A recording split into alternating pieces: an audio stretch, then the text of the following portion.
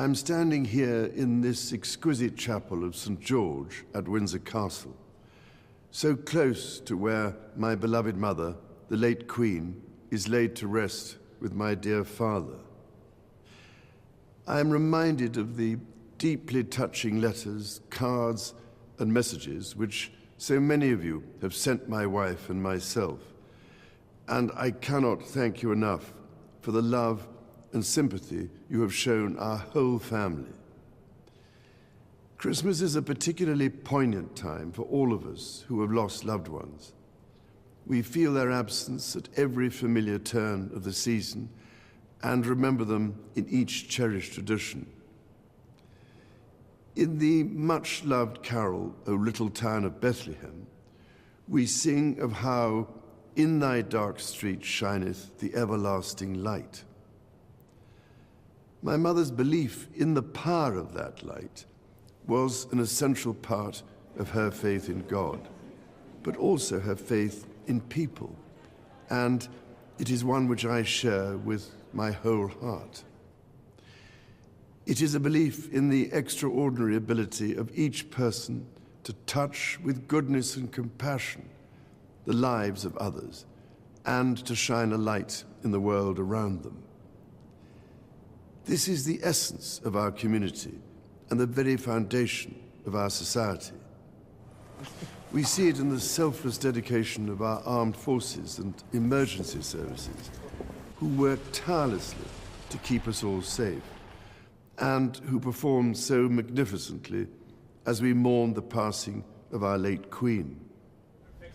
We see it in our health and social care professionals, our teachers, and indeed all those working in public service, whose skill and commitment are at the heart of our communities.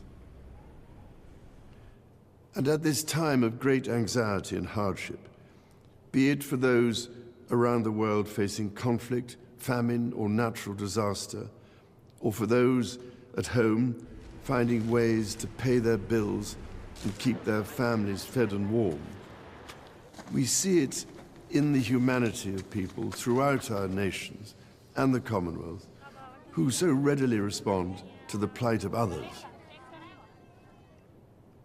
I particularly want to pay tribute to all those wonderfully kind people who so generously give food or donations, or that most precious commodity of all, their time, to support those around them in greatest need, together with the many charitable organizations which do such extraordinary work in the most difficult circumstances. Our churches, synagogues, mosques, temples, and gurdwaras have once again united in feeding the hungry, providing love and support throughout the year. Such heartfelt solidarity is the most inspiring expression of loving our neighbour as ourselves. The Prince and Princess of Wales recently visited Wales, shining a light on practical examples of this community spirit. Some years ago, I was able to fulfill a lifelong wish to visit Bethlehem and the Church of the Nativity.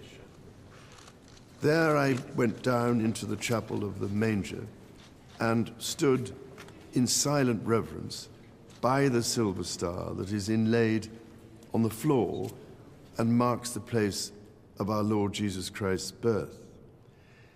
It meant more to me than I can possibly express to stand on that spot where, as the Bible tells us, the light that has come into the world was born.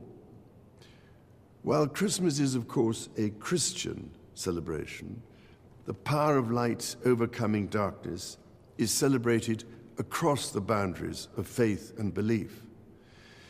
So whatever faith you have or whether you have none, it is in this life-giving light and with the true humility that lies in our service to others that I believe we can find hope for the future.